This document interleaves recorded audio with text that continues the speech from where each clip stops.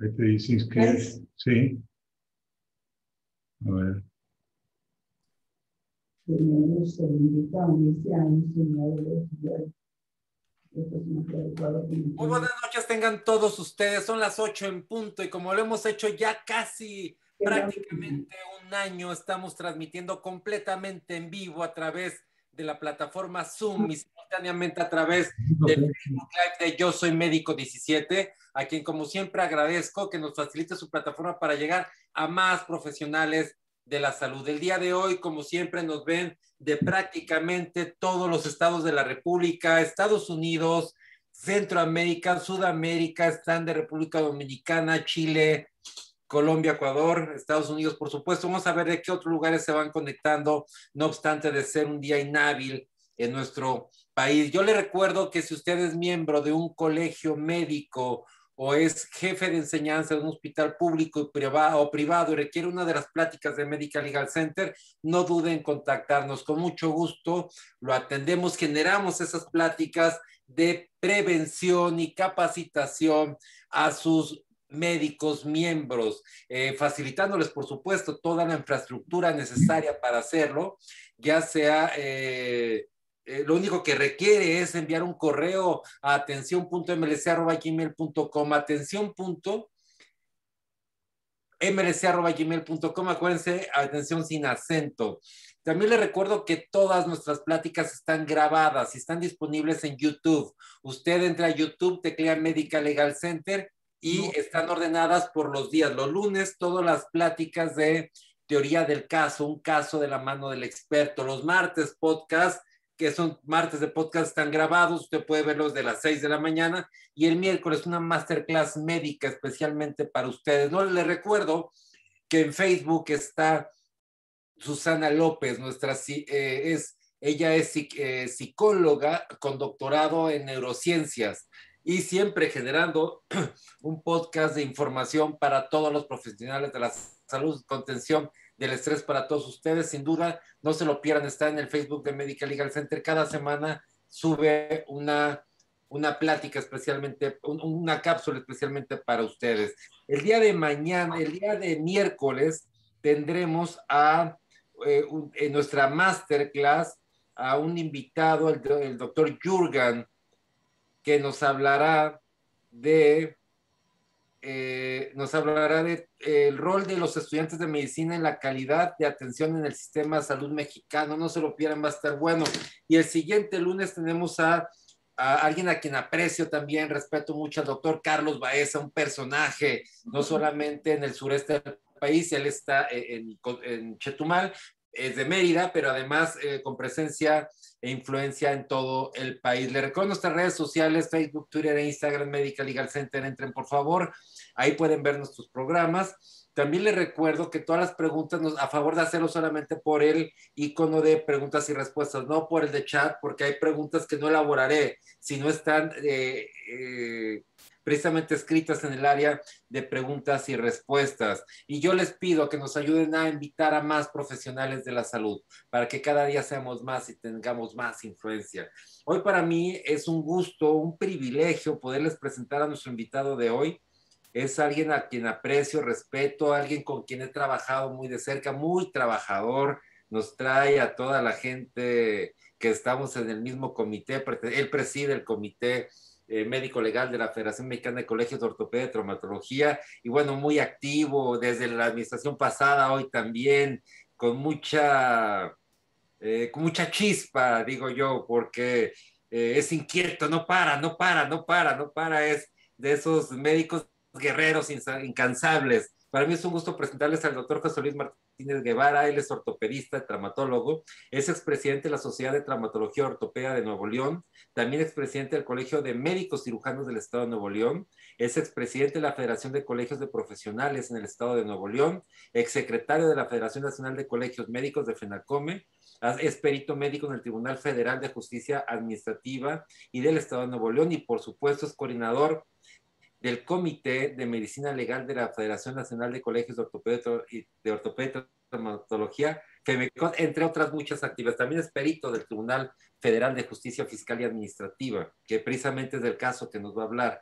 y él nos va a hablar de un gran caso, de esos casos que llegan ahí a tribunal fiscal, y este es un juicio de amparo derivado de un accidente laboral. ¿Quién mejor para platicar de ellos que nuestro querido amigo, el doctor José Luis Martínez Guevara? Doctor José Luis, como siempre, un privilegio, un gusto que haya aceptado. Muchas gracias. Bueno, pues muchas gracias, licenciado, por tus tan elocuentes palabras. Bueno, no me las merezco. Bueno, pues es parte de la actividad que realizamos dentro de la cuestión médica. Y hoy me complace dirigirme con ustedes para decirles previamente que no tengo ningún conflicto de intereses en esta situación. Voy a compartir mi pantalla, ¿verdad? Adelante, doctor José Luis, y nos vemos en la sesión de preguntas y respuestas. Y lo dejo con el mejor público, que son los profesionales de la salud. Adelante. Muy bien. Se alcanza a ver bien todo, ¿verdad? Bueno, No está compartiendo pantalla, doctor José Luis. ¿No estoy? A No. ver, déjeme ver. Ok. ¿Dónde sé qué está pasando? A ver, algo me está traicionando aquí. Bueno, así pasa siempre, no se preocupe. A todos nos pasa, así es la tecnología. A ver, vamos a ver. Aquí pongo compartir pantalla, ahí está. Y ya nomás selecciona la pantalla que va a compartir. Esta es. ¿Se ve? ¿No? ¿No se ve? Clic, es doble clic. Hay que seleccionar la pantalla y darle doble clic. A ver, aquí estoy. A ver, ahí lo tengo en pantalla completa. ¿Se ve ahí? No. ¿No? No. Vamos a ver, compartir pantalla es el botón verde. Sí, claro. Y entonces le van a abrir todas las pantallas que usted tiene en su computadora. Aquí estoy, compartir pantalla, exactamente, sí. Y entonces va a seleccionar. Exacto, ya estamos, ya está compartiendo. Ya está, ahora sí. Doctor, nomás hay que ampliar la pantalla. Claro, sí. Ahí está, doctor, lo dejo con el mejor público y nos vemos en la sesión de preguntas y respuestas. Muchas gracias. Bueno, perdón por este error técnico, ¿verdad? Para empezar. Bueno, este es mi currículum, que ya lo leyó previamente el licenciado Abraham. Y voy a presentar un juicio de amparo en accidente laboral, que es un juicio en el cual vamos a valorar el actuar de los médicos, pero desde el punto de vista administrativo. No es un juicio donde esté en peligro la vida o la función del paciente, sino es un juicio desde el punto de vista administrativo. Por lo tanto, debemos de tener ciertos conocimientos o conocer ciertos artículos que son muy importantes para el desarrollo y el entendimiento de esta conferencia. Vamos a hablar de riesgos de trabajo. Y la Ley Federal del Trabajo, en el artículo 473, nos especifica que los riesgos de trabajo son los accidentes o enfermedades a los que están expuestos los trabajadores en el ejercicio de su trabajo. En el 474 describe el accidente de trabajo como una lesión orgánica o perturbación funcional, ya sea inmediato o posterior, o que cause la muerte cuando se produce repentinamente en el ejercicio de sus actividades profesionales, laborales. También queda incluido lo que se llamaba el accidente en tránsito, que corresponde a la movilización en tiempo y espacio y dirección de la casa al centro de trabajo y del centro de trabajo a la casa, respectivamente. Y por enfermedad general entendemos todos los estadios aquellos de enfermedad que se producen por una exposición continua y repetitiva a ciertos agentes físicos, químicos, nocivos a la salud, que provocan alteraciones, y que sí hay ciertas enfermedades que ya están catalogadas dentro de esta situación. Las prestaciones que recibe el trabajador que recibe un accidente de trabajo son asistencia médica y quirúrgica, es rehabilitación, hospitalización cuando sea necesaria, medicamentos, material de curación, aparatos, ortesis que sean necesarios, y la indemnización según sea fijada y resultante por la Ley Federal de Trabajo. El seguro de riesgo de trabajo otorga a los trabajadores afiliados al IMSS y a sus familias prestaciones en dinero y en especie en caso de que resulten con incapacidad o que fallezcan, todo a causa de un accidente de trabajo o un accidente en tránsito. Este seguro es beneficiado o es soportado a través de las cuotas que aportan los patrones y demás sujetos que están legalmente indicados dentro de la ley del Seguro Social y está en relación al salario base de cotización y a los riesgos inherentes de la actividad que realiza el patrón en su centro de trabajo. ¿Cómo se obtiene esto? Bueno, por la conjunción de, uno, número de trabajadores, por el número de días laborales, por 28 años, que es la vida productiva de un trabajador, por los días de incapacidad, pensiones y muertes que en ese centro laboral hayan sucedido, y además hay un riesgo mínimo establecido por el seguro para cada actividad, para la industria eléctrica, para la industria manufacturera, para la industria automotriz, para el transporte, etcétera. Cada quien tiene un sistema, un riesgo establecido previo, que es la base por la cual se suma para el pago. Recordar que a mayor riesgo de trabajo, mayor cuota debe pagar la empresa. Y en una empresa donde laboran desde una cita secretaria o un director de ventas, un director ejecutivo, hasta un obrero que está directamente en la zona de peligro, zona de riesgo, pagan igual todos los trabajadores, por lo cual es muy importante en este caso, es lo que se va a desarrollar aquí en este caso, es fijar la cuota de la pensión. El subsidio que recibe un trabajador por una incapacidad temporal es el 100% de su salario en el momento del accidente por un término de 52 semanas en los cuales debe de, si permanece incapacitado por 52 semanas, que es un año, deberá entonces de ser valorado para dictaminar una incapacidad que puede ser parcial, permanente o total, según sea el caso. Dentro de la indemnización global corresponde a 5 anualidades de la pensión cuando el resultado sea un 25% de la incapacidad. O si puede ser, o el asegurado puede elegir cuando sea entre un 25 y un 50%. Y por incapacidad permanente total, parcial, es la cantidad que resulte de multiplicar el 70% del salario que cotizó el trabajador al momento del accidente, más por la cantidad que se evalúe de riesgos que salió de incapacidad, según la tabla contenida en la Ley Federal de Trabajo. Esta es una línea del tiempo en la cual vamos a desarrollar nuestro caso y para tenerlo presente, porque se llevó 3 años la evolución de este paciente.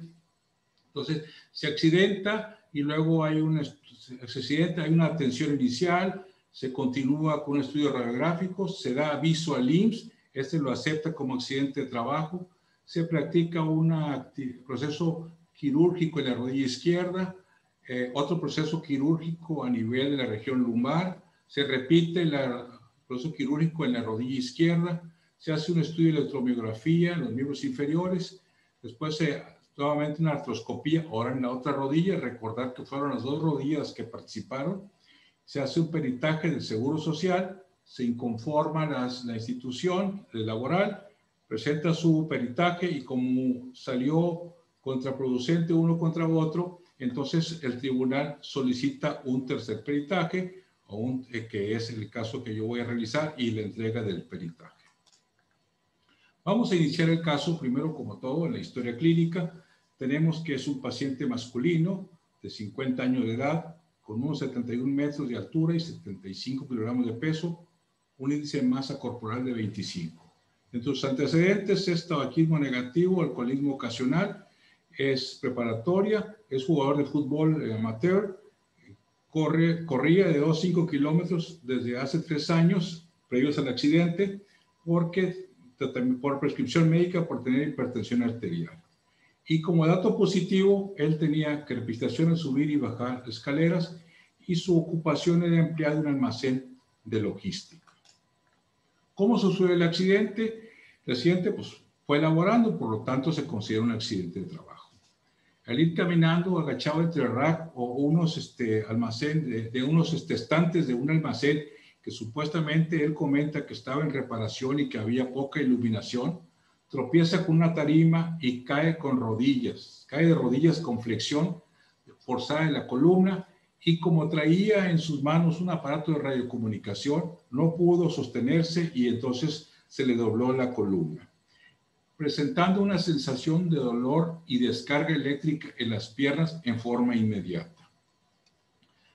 Hay que aclarar que no hubo pérdida de conciencia, deambuló el paciente, fue atendido por sus compañeros, servicios de emergencia, y en la misma institución de la Fabril la lleva a un hospital privado donde después de hacerle estudios de laboratorio y radiografías, y es egresado a los 2 días con el diagnóstico de esguince lumbar grado 2 y un esguince de rodillas grado 2.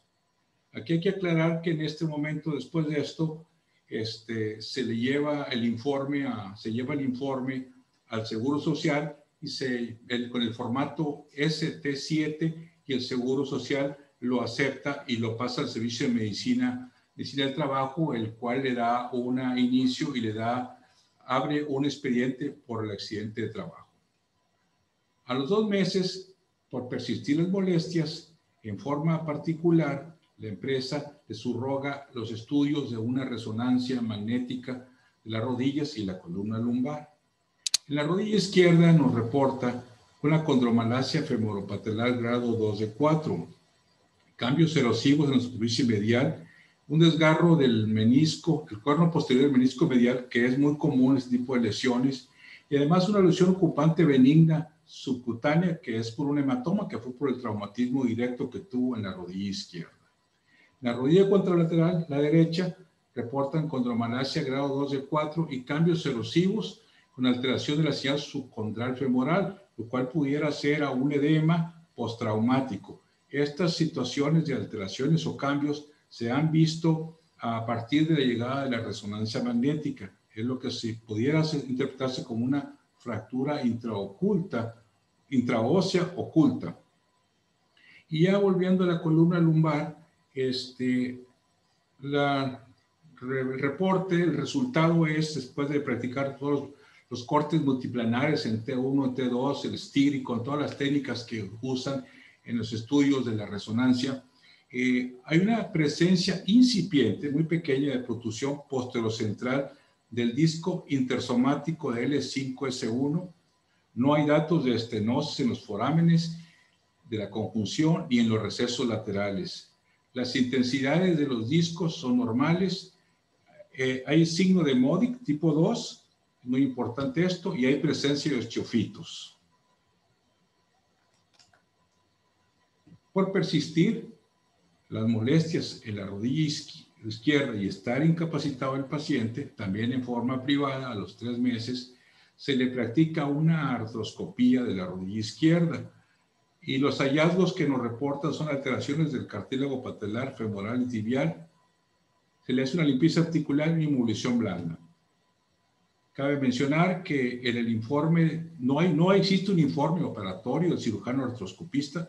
No podemos saber qué tipo de lesión, dónde se encontraba, si se encontraba en una zona de carga o no carga, qué las dimensiones, qué tanta profundidad tenía la lesión del cartílago.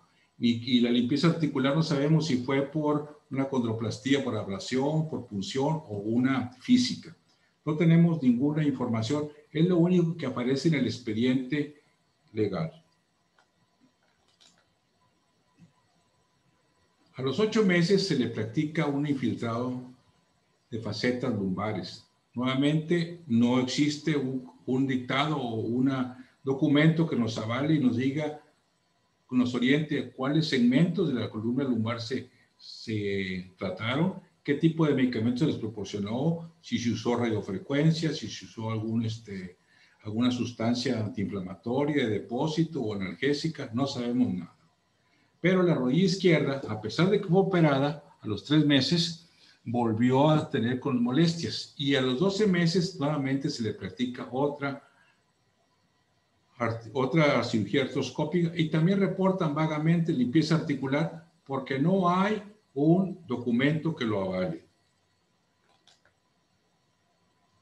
Persisten las molestias y no hay mejoría, el paciente está incapacitado, el paciente ya lleva 1 año, lleva más de 52 semanas de incapacidad y se le practican unas radiografías simples de columna, una resonancia magnética, ya es la segunda ocasión, de columna lumbar y primera de columna cervical. En las radiografías simples nos reporta una espondilolistesis grado 1 de L5S1, la cual no se modificaba en las radiografías dinámicas de máxima flexión y máxima extensión.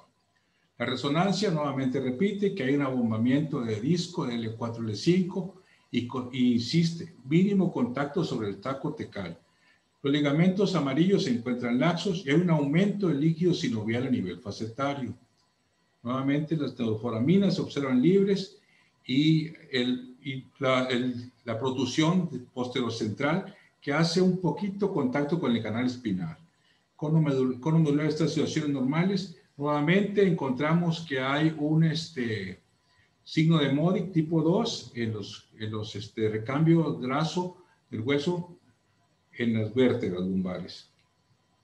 En la resonancia de la columna cervical vemos que hay pequeños complejos de disco osteofitarios a nivel de C4, C5 y C5, C6 y aparte tiene un pequeño protrusión de los discos. Las neuroforaminas se observan libres y la médula espinal es de morfología e intensidad de señal normal. Aquí lo que podemos ver es que el estudio radiográfico ya nos habla de una patología de toda la columna lumbar y la columna cervical, aunque no existan manifestaciones clínicas a nivel de la columna cervical en el cuello. Se le practica una electromiografía que está indicada en esos casos, especialmente cuando hay un accidente de trabajo y entonces no hay datos de radiculopatía. Todo eso estamos hablando a 1 año, 52 semanas después del accidente. A los 2 años se le practica una artroscopía de la rodilla derecha porque persistir las molestias y entonces en el dictado operatorio que sí hay en este momento, bueno, el informe médico que hay en este momento habla nada más de limpieza articular, que se le hizo una meniscectomía parcial con una meniscoplastía y especifica que hizo una condroplastía por perforaciones de Brady. Es tan escueto el informe que nuevamente, repito, no dice ni la zona de localización de las lesiones condrales, ni la profundidad, porque como sabemos hay de 0 a 5 los grados de lesiones condrales por vía artroscópica, que es la clasificación Outerbridge.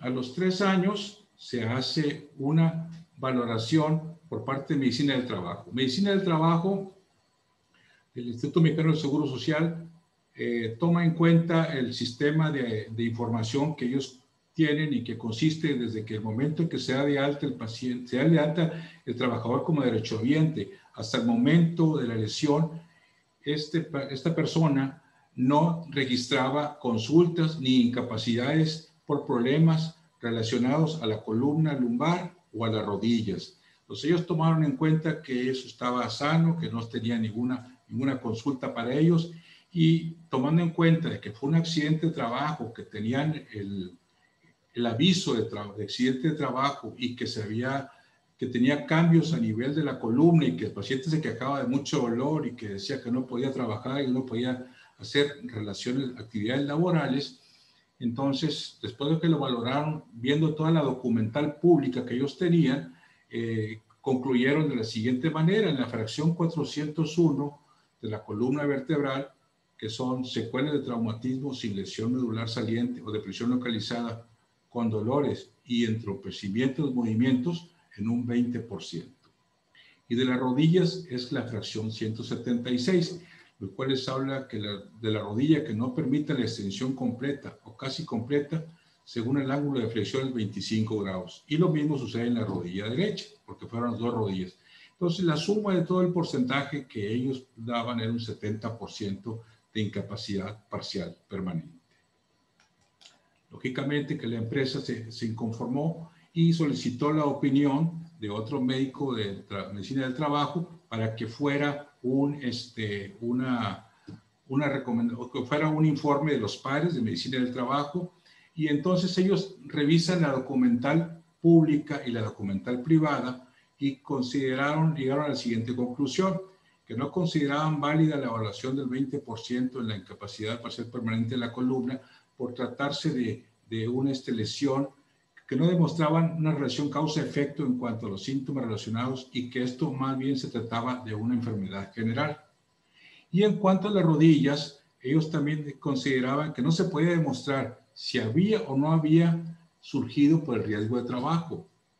El análisis, la probabilidad y la magnitud de la fuerza que se generó el daño no era tan fuerte. Entonces, el razonamiento crítico de causa-efecto dice que coincidía que era por una enfermedad general, pero en una forma muy honrada dice que, sin embargo, ellos no tenían la forma de comprobar si esta reducción, ese razonamiento y deducción fuera a base de, para lograr decir si sí o si no era un accidente de trabajo. Lo que sucede es que como se reportó inicialmente lesión de las rodillas y se le hicieron 3 procedimientos quirúrgicos, 2 en la rodilla izquierda y una rodilla derecha, entonces se asume o asumieron de que sí pudiera ser causa de un accidente de trabajo. Bueno, al ver que había dos dictámenes que no coincidían, entonces solicitaron un tercer dictamen, hicieron un tercer peritaje, y entonces me solicitan a mí como perito del Tribunal Federal de Justicia Fiscal que hiciera una revisión del caso.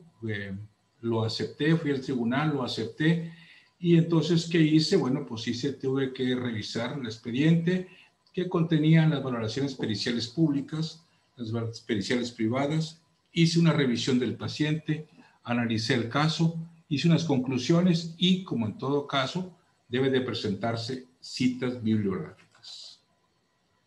Bueno, vamos a hacer la evaluación del caso. Empezamos por la historia clínica, que ya se las describí al principio, ¿verdad? Lo que era el interrogatorio directo. Enseguida voy a presentarles los estudios de los resultados del examen clínico, el examen físico y los estudios radiográficos y los demás estudios que se le practicaron. Después de una revisión clínica y ya dirigida en forma intencional al aparato musculoesquelético, encontramos que el paciente, bueno, quiero decirles que esta es la 8ª revisión que le practicaban al paciente, tanto en los diversos, por medio de su empresa, por medio del Seguro Social. Entonces, el paciente ya traía algo de experiencia a lo que iba. Él llegó con una marcha con bastón, marcha disbásica, quejándose, quejumboso. En el cuello encontramos una movilidad completa, había dolor a la digitopresión en C5, C6, había una potencia muscular, sensibilidad y los reflejos osteotendinosos normales.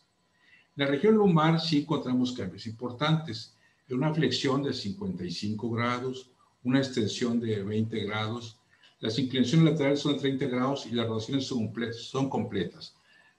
Hago mención de que siempre existió el rictus de dolor en todos los movimientos. La exploración neurológica de miembros inferiores presentaba dolor al levantar las piernas arriba de 50 grados. Antes no tenía dolor. El signo de Patrick era negativo. La sensibilidad y los reflejos en miembros inferiores eran normales. No hay datos de radiculopatía.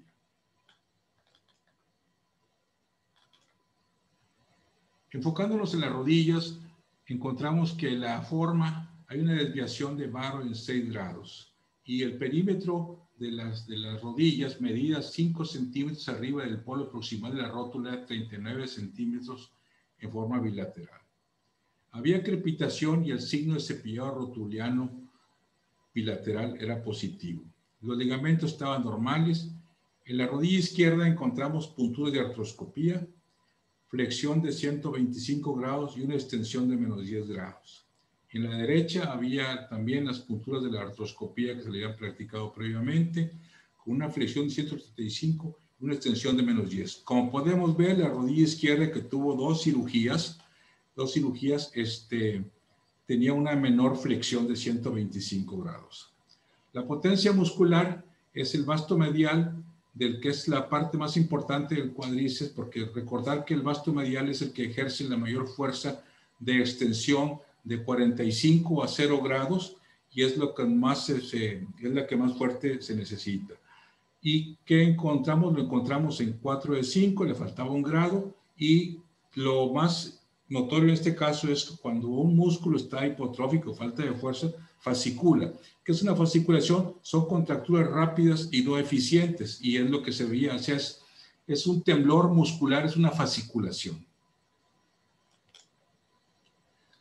Vamos a, ya teniendo la revisión de la historia clínica y la exploración física, ahora vamos a hacer un análisis de lo que fue el accidente del trabajo, la atención privada que se le brindó, la atención pública, y vamos a empezar primero. Nosotros, en este caso, tenemos que hacer una investigación básicamente de cómo sucedieron las cosas. Como no estuvimos presentes, no las vimos, no dimos fe que en ese momento cómo se produjeron. Entonces, por la secuencia de hechos, tenemos que llegar a una situación, a un dictamen, básicamente, que es lo que se basa este caso. En primer lugar, tenemos que hablar de la cinemática de la caída.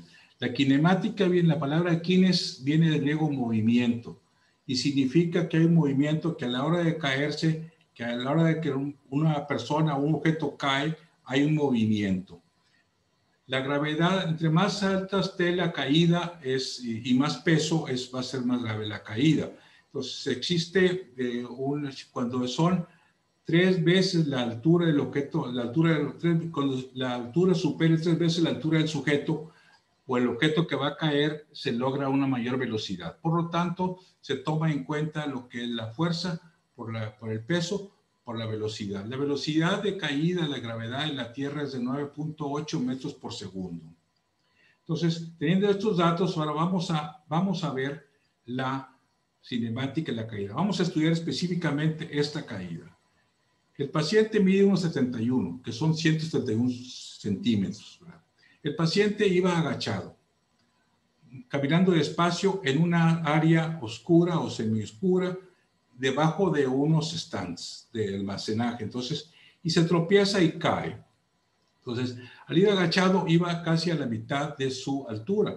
Son 171 centímetros. Vamos a ponerle 85 centímetros de altura de que separaban del piso a su centro de gravedad, y es la forma en que él cae. ¿Y qué pasa? Cae de rodillas. Al caer de rodillas y al haber el contacto de las rodillas con el suelo, la fuerza ahí se disipa, ya no asciende. En caso de que fuera una fuerza mayor, una fuerza grande, ascendería, y el siguiente paso que se lesionaría sería la cadera, una fractura de la ceja acetabular, y aquí no sucedió nada, no tuvo ninguna molestia en la cadera. La fuerza de aceleración y desaceleración que se producen en las caídas son de 2 tipos. Es una fuerza de aceleración y desaceleración horizontal que sucede cuando hay un accidente automovilístico, por ejemplo, cuando uno va en el asiento y choca y la rodilla del paciente, del ocupante del automóvil, choca contra el tablero, y entonces hay una fuerza hacia atrás y hay una luxación de la rótula, de la cadera, o cuando también hay un atropellamiento, pues hay una fuerza horizontal, y entonces se produce un mecanismo de desarrollo de velocidad horizontal. Cuando caen de pie, se produce un mecanismo de aceleración y desaceleración vertical. Entonces es muy importante saber, cuando nosotros vemos que un paciente cae de pie en una altura considerable, al tener contacto los pies con el suelo, la fuerza sigue una dirección ascendente, y el siguiente punto que lesiona es la columna lumbar. Por eso cuando un médico ve a un paciente que sufrió una caída de altura, tiene que revisarle 2 puntos: los talones, el pie, y la columna lumbar. ¿Por qué? Porque es muy frecuente la relación de fractura de calcáneo con fractura de la región lumbar. En este caso, la caída fue a mitad de altura y con una pérdida rápida de la fuerza. Se queja el paciente de problemas en la región lumbar. Debemos recordar que la columna tiene 2 segmentos móviles, que son el segmento móvil cervical y el lumbar. Y menos móvil es el dorsal. Todo segmento que tenga movimiento está sujeto a sufrir alteraciones, a sufrir enfermedades, a sufrir desgaste. Por lo tanto, es muy común ver problemas en la región cervical y en la región lumbar.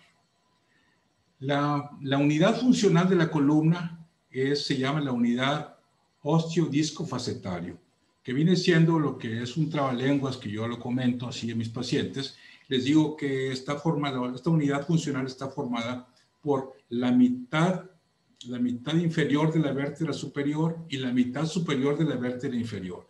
¿Qué hay en medio? Pues hay dos fragmentos de hueso, las placas terminales óseas y las placas cartilaginosas, el disco intervertebral, las facetas en la parte posterior y la unión de las dos vértebras, superior e inferior, forma un agujero de conjunción por donde sale o emigra el nervio. La emigración del nervio dentro de este agujero de conjunción o foramen es en la parte superior.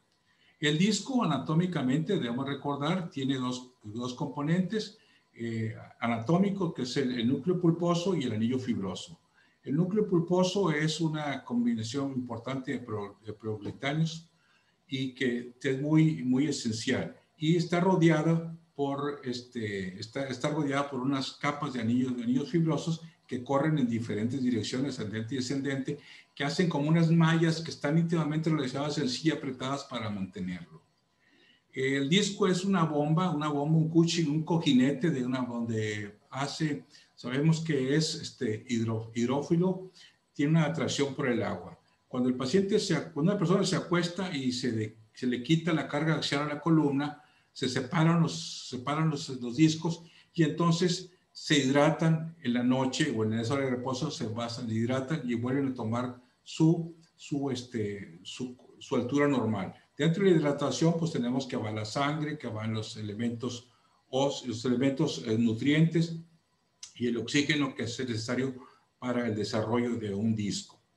Con el paso del tiempo, el disco se va degenerando, existe un cambio bioquímico dentro del mismo disco, donde intervienen las interleucinas y las MMP3 y hacen una lisis y se va ablandando, se va haciendo un disco duro, va perdiendo altura y va perdiendo capacidad de amortiguar y va juntando las vértebras y entonces en la parte posterior, el agujero de conjunción, se va reduciendo.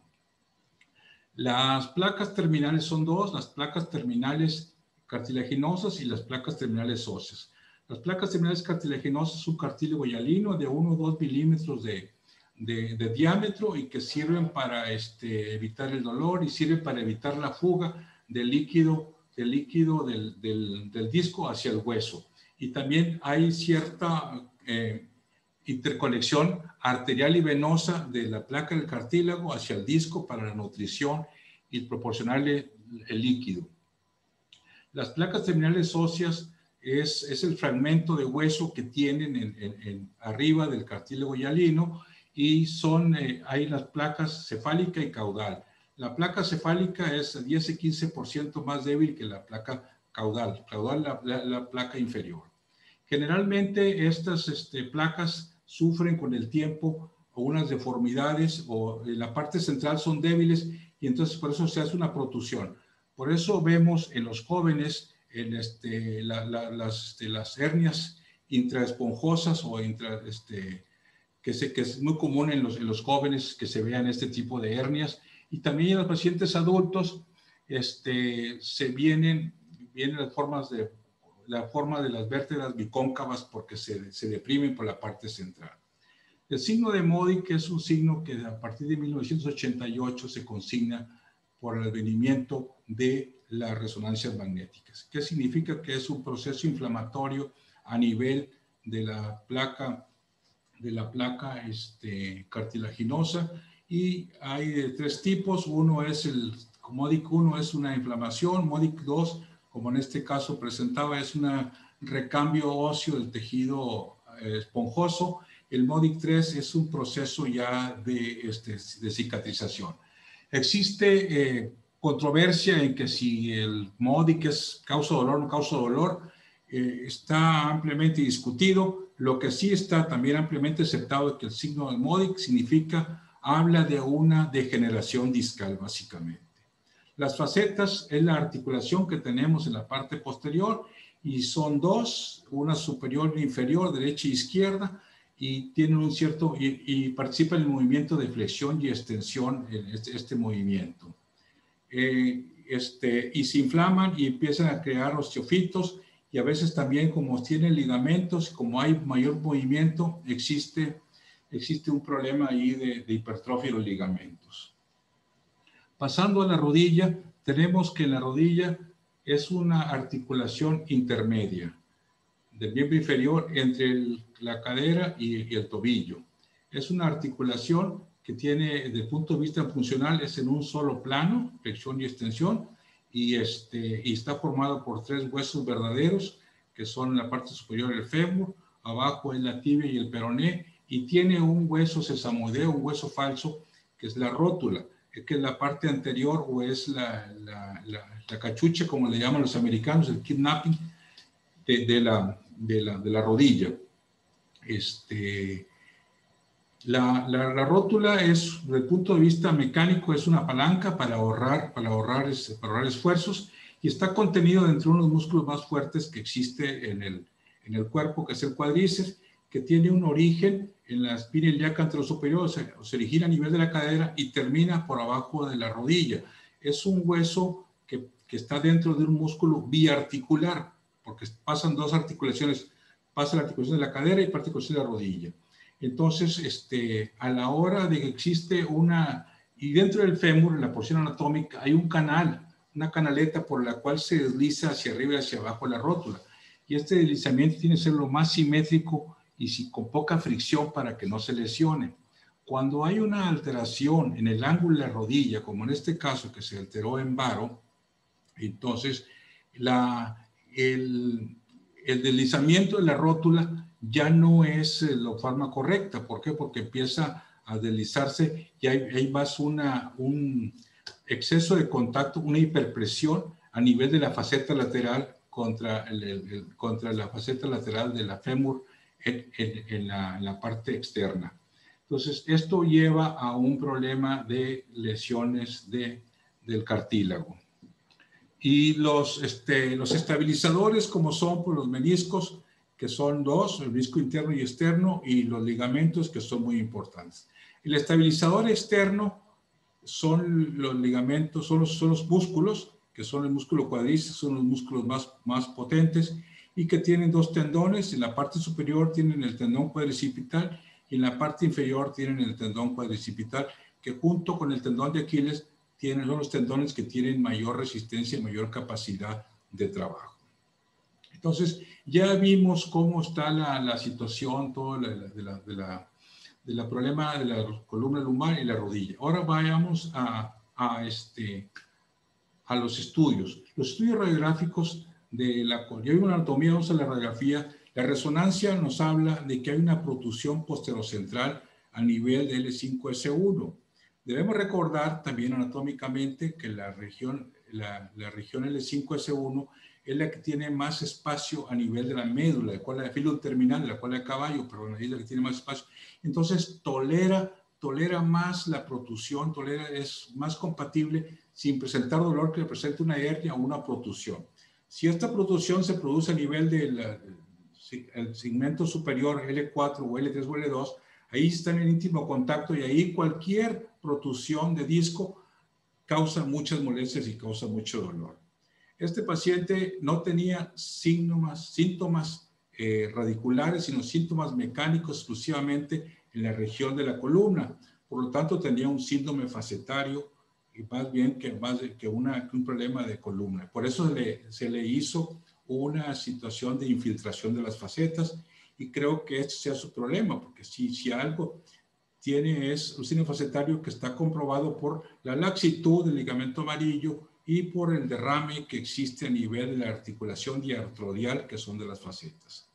Otra cosa también que debemos de pensar en este caso, y los que tenemos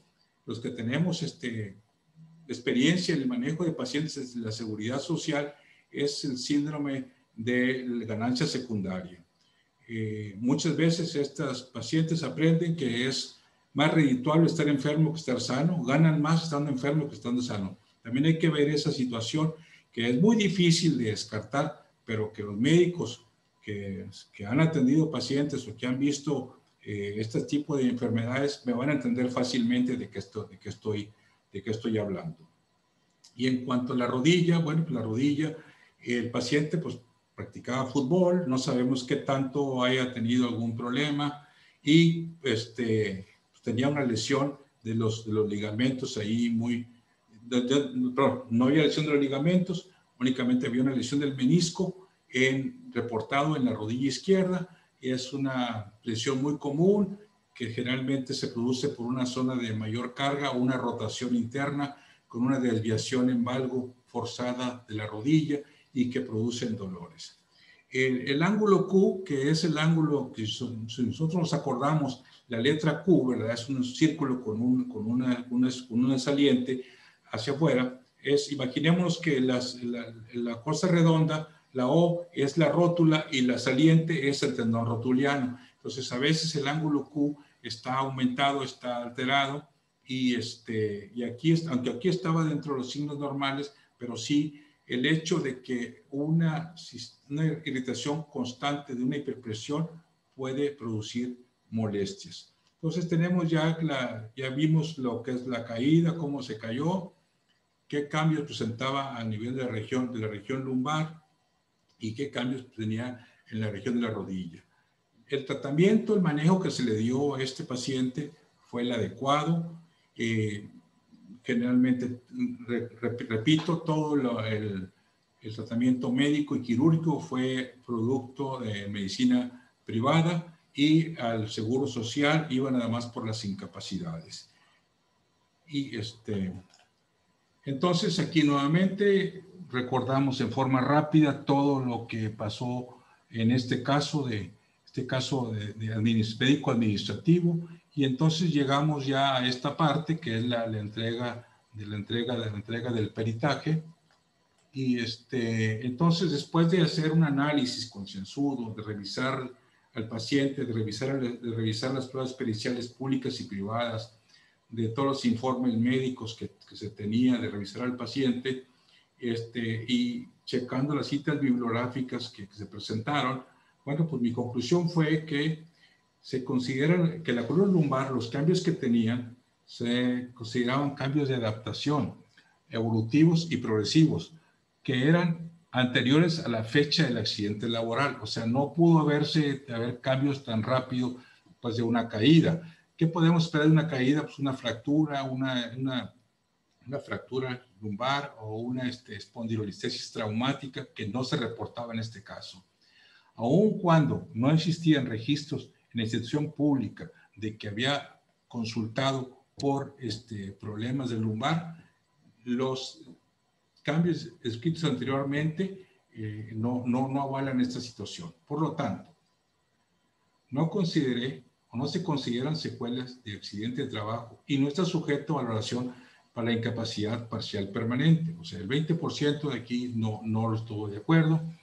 Y en cuanto a las rodillas, ahí sí, por lo que expliqué previamente, de que se reportaron como accidente de trabajo, se le practicaron intervenciones quirúrgicas y está documentado que hay una lesión ósea. Y bueno, ante la discrepancia entre si eso no es accidente, porque no podemos valorarlo, entonces sí consideré válida la evaluación del 25% de la incapacidad permanente por la rodilla, según la fracción 176, de no alcanzar la extensión completa según el ángulo de flexión aplicable a cada rodilla, debido a que sí existe una causa entre el traumatismo y las lesiones encontradas en la rodilla. Esto fue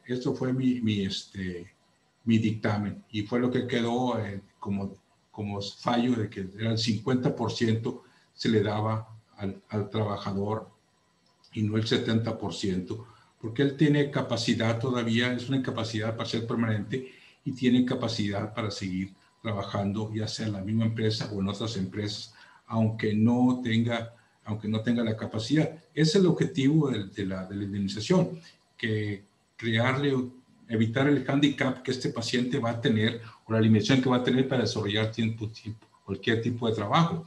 Sí podrá hacer otro tipo de trabajos donde tenga que estar sentado, donde tenga que estar caminando cosas pequeñas, trabajos de oficina, que era más bien lo que su trabajo hacía, era administrador, ¿verdad?, de un almacén. Entonces, esto es cómo desarrollé el caso y cómo creo que debe desarrollarse, y sobre todo haciendo una evaluación, una investigación, porque repito, como no estábamos presentes en el momento, no somos fedatarios de cómo sucedió, sino estamos únicamente basados a lo que el paciente nos está comentando.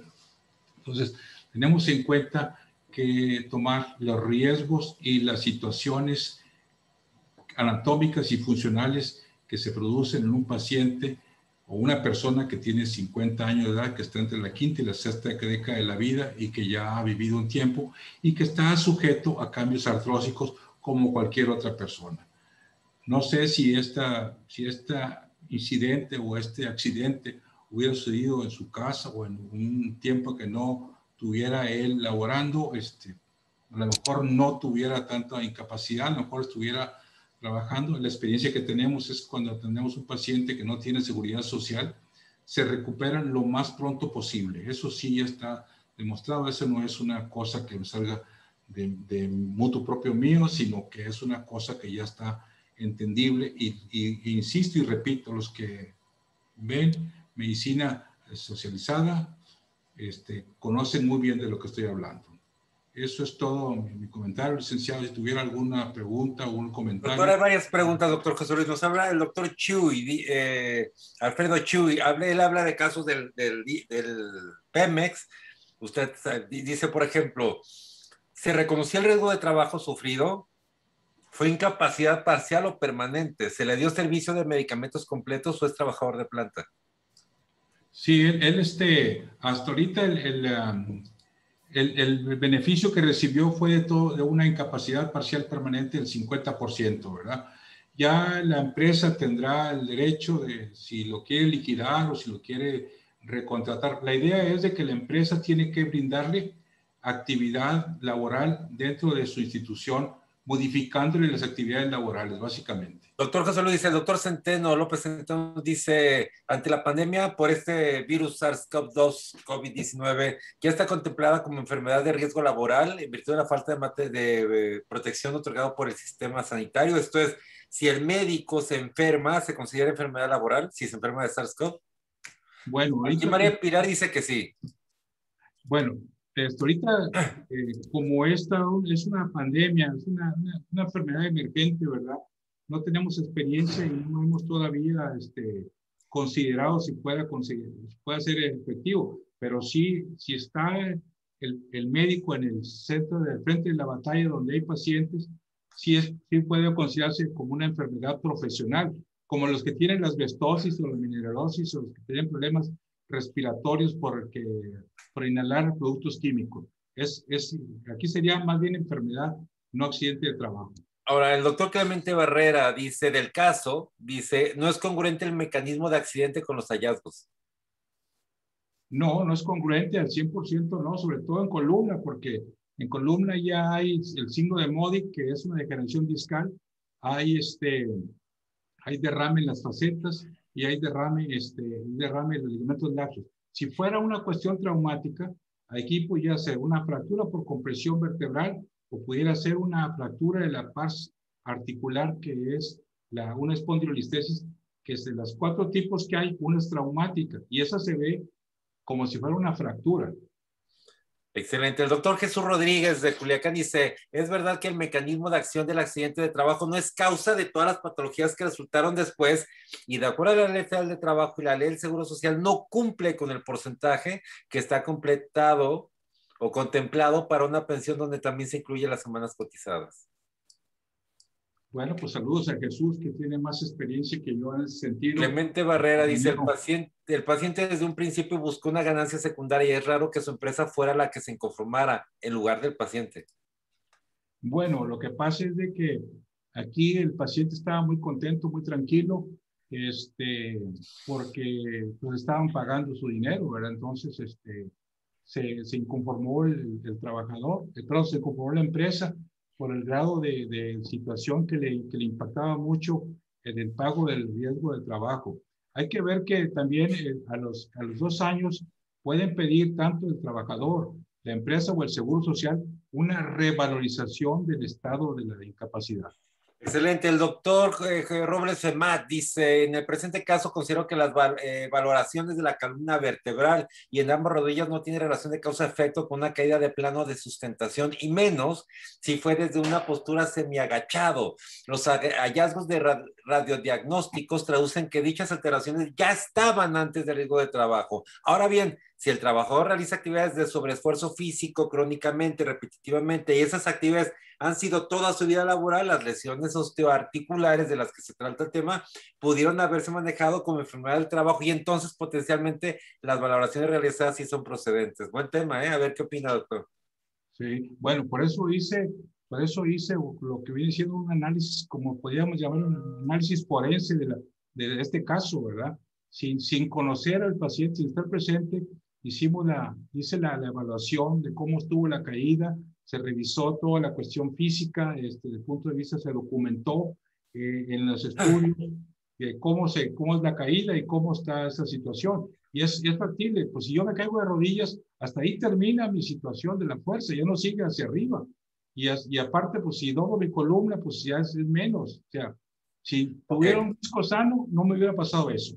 Ok, el doctor Miguel Ángel Sierra dice, el paciente se envió a rehabilitación, si fue así el paciente cumplió con ella, y si en algún momento se envió a psiquiatría para contemplar su valoración. El informe que da el Seguro Social dice que después de más de 100 sesiones de rehabilitación se evaluó el paciente. No hubo necesidad no sé si se le dio psiquiatría.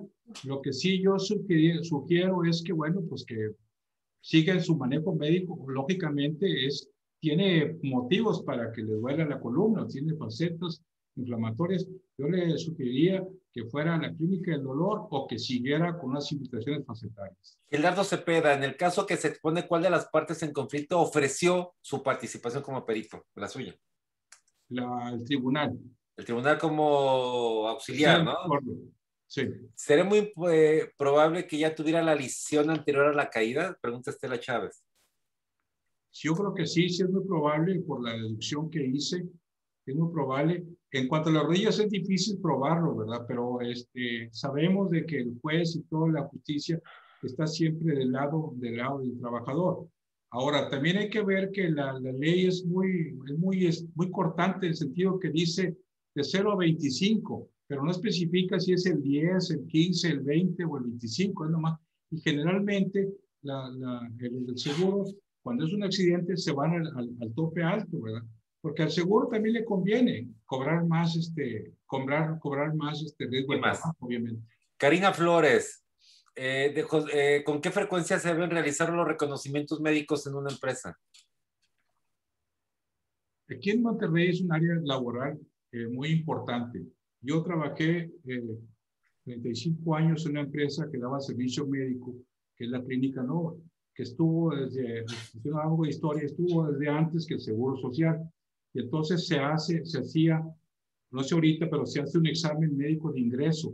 Y básicamente se tomaban radiografías en la columna lumbar en 4 posiciones, específicamente a trabajadores que fueran a hacer trabajo rudo. Pacientes, que trabajadores que tuvieran ya conocimientos o técnicos, tuvieran cierta actividad no tan fuerte, no se les hacía, pero había muchos pacientes, muchos aspirantes que eran rechazados por tal motivo. El doctor Víctor desde Facebook pregunta, ¿quién pagó la atención privada? Si fue el paciente o su empresa, ¿no correspondía también el pago de la atención privada? Toda la atención médica fue sufragada por la empresa. O sea, el paciente nomás iba al seguro porque le diera su incapacidad, hubo un dictamen del médico privado y se le presentaba y él ya daba, el médico especialista daba su consentimiento y hacía que le dara la incapacidad. Pero todo el tratamiento médico, radiológico, de rehabilitación, fueron por parte de la empresa. Roberto Hernández, ese es un caso de conflicto de intereses y de ganancia secundaria del trabajador. Cito a Robert Weiler, cuando el paciente litiga su padecimiento, especialmente en columna, es muy difícil determinar la verdad. Sí, este es un síndrome. Saludos, Roberto. Es un síndrome muy Vamos a tener invitado aquí después de Roberto. Perdón, adelante. Es un síndrome muy bien estudiado, incluso los que conocemos de esto y hemos tenido en nuestras manos un libro de Frank Netter, que fue un gran médico dibujante. Antes de que viniera la fotografía clínica, él le hacía unos dibujos excelentes. Demuestra que una de las formas de tratamiento de la lumbalgia es con calor local. Entonces, hay un dibujo que él representa al paciente en la región lumbar y con un montón de billetes de dólares produciendo calor, y el paciente se está sonriendo, se está recuperando de su enfermedad. Básicamente es lo que esta situación es muy común que se presente. Incluso a veces se acuñó el término, ¿verdad? Pues que se llama BUBA, busca baja, ¿verdad? Que siempre van. Saber que dentro de los elementos configurativos de la relación médico-paciente, este es un problema de mucho problema, de mucha situación álgida. ¿Por qué? Porque sabemos que a veces la gente vive más de la enfermedad que de la sano. Y hacemos otra aclaración. A veces también el enfermo sostiene la familia sana, en todos los casos.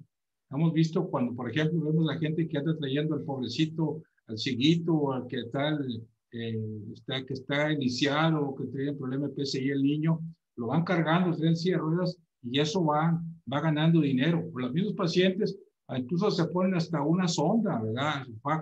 Se pone una sonda y con un suero para andar pidiendo calidad. A ver, nos vamos a ir más rápido, José Luis, doctor José Luis, porque varias preguntas. La condromalacia es por motivo nato y el jugar fútbol pudo causar esas alteraciones de la rodilla.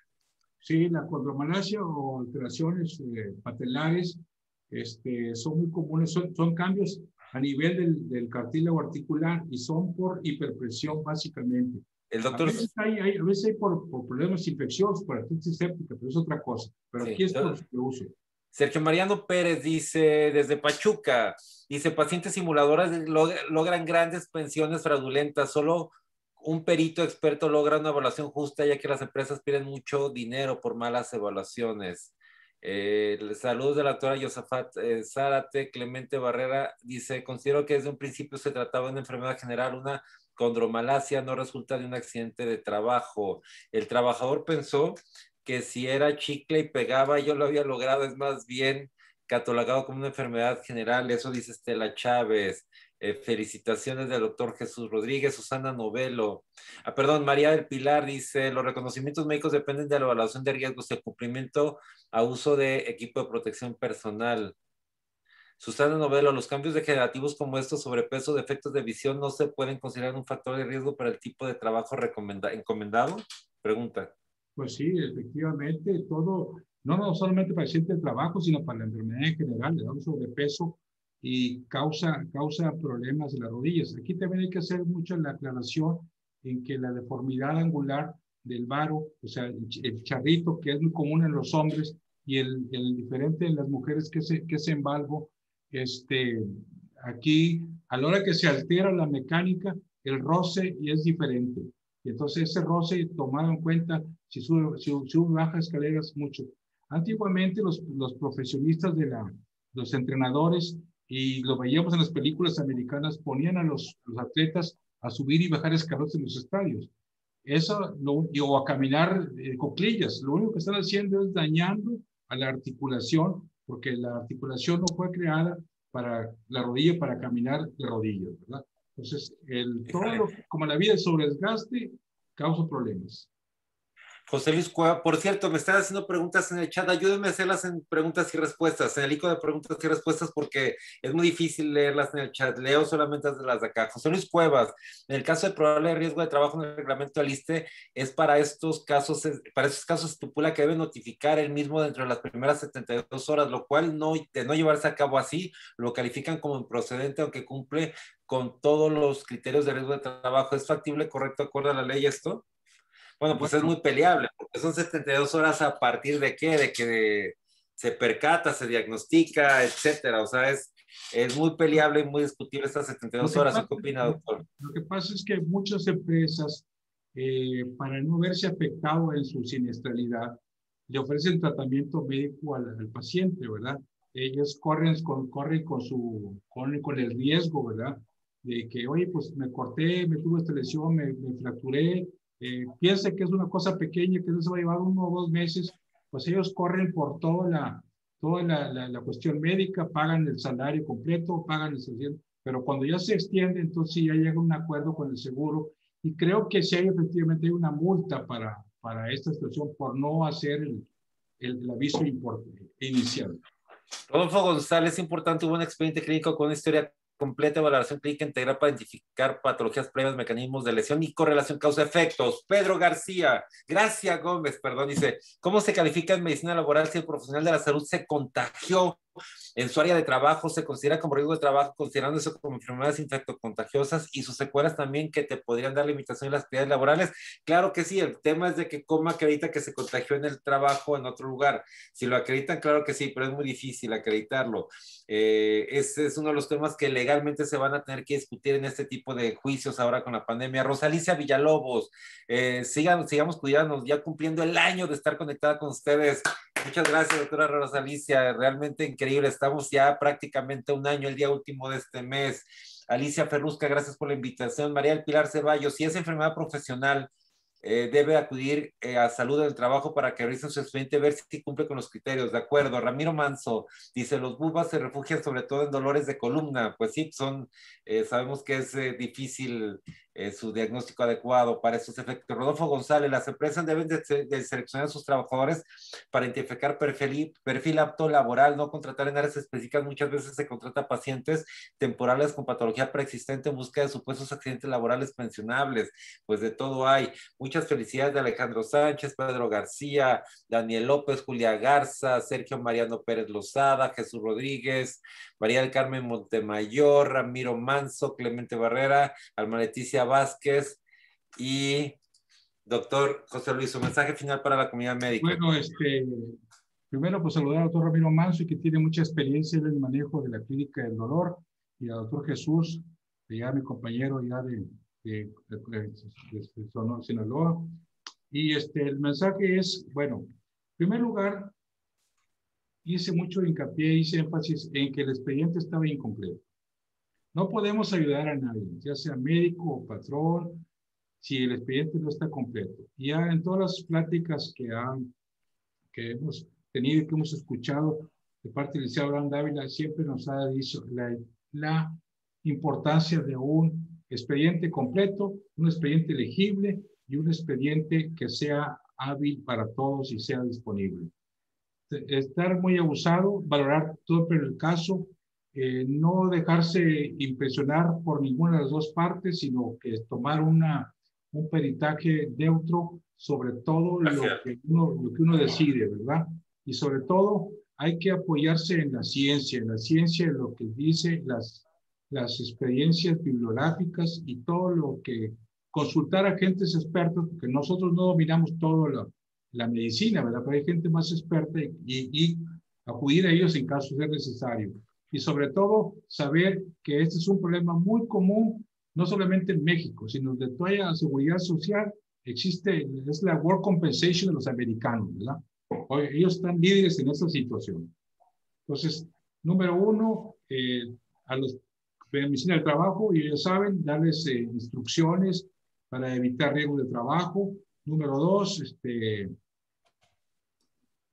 instruir a los trabajadores. Número tres, casos de accidente, reportarlo inmediatamente al IMSS y tratar de tratar la mejor atención posible como a todo paciente que se refiere en esta situación. Ese es mi comentario. Excelente. Doctor José Luis, muchas gracias. Tiene mensajes aquí del propio doctor Ramiro Manso, de Javier Martínez, Martín Vasconcelos, muchas gracias, nos envía un saludo y agradecido que se conecten. La doctora Froilán Guerrero, bueno, muchas felicitaciones. Yo quiero agradecerles como siempre, quiero señalar que todas las personas que están invitadas como ponentes lo hacen de manera completamente altruista, sin ningún compromiso, ningún interés.